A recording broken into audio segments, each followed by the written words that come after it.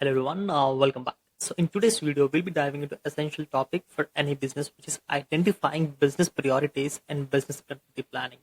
So we're going to break down how to determine which operations are most critical for your business and how to make sure you're ready when disaster strikes. So let's get started. Before we dive into how, let's first talk about why identifying priorities in the first step in the successful business continuity planning. When disaster strikes, whether it's a cyber attack, natural disaster, or an unexpected disruption, every business has a functions that are mission critical to its survival.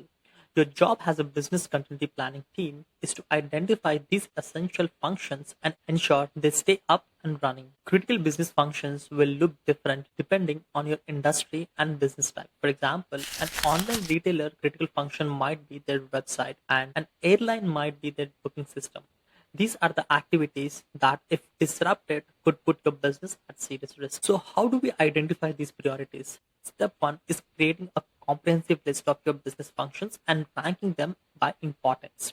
You need to ask yourself, what would happen if this stopped working? Now, once your team comes together, each person will bring their own list of priorities.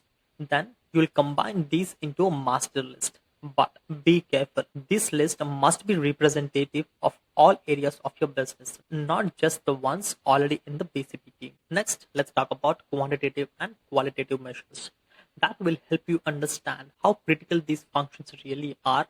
You need to assign a monetary value to each asset supporting these functions. This will help you later when calculating the risk. When we move on to something very important, your maximum tolerable downtime or MTD. This is the longest time your business function can go without being operational before it causes a significant harm.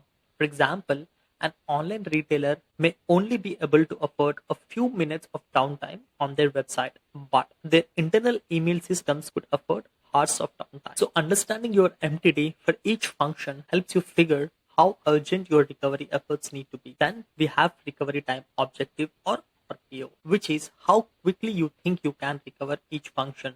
Remember, your RTO should always be less than your MTD. So your critical functions are backed up before they hit that breaking point. On the top of that, there's the RPO, which is recovery point objective. This is about data, specifically the maximum data loss you're willing to tolerate. Let's say you have to back up your data every 15 minutes. Your RPO should be 15 minutes, meaning you could only lose up to 15 minutes of data. But anything more than that is a problem. So to wrap things up, the key to success BCP is identifying your critical business functions, understanding how much downtime each can tolerate, and setting clear recovery objects for both time and data.